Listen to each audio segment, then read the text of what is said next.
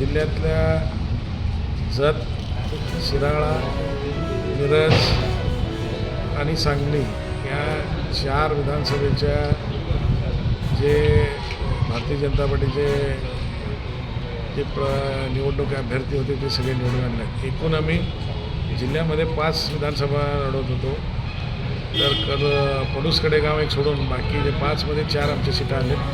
त्यासाठी आणि सांगलीच्या या 4ही मतदारसंघातले मतदारांना मी धन्यवाद देतो. आणि या ह्याच्यामध्ये प्रत्येक मतदारसंघाला एक प्रभारी म्हणून आम्ही नेमलं होतं आमचे बेळगाव जिल्ह्यातले, बेळगाव तालुक्यातले.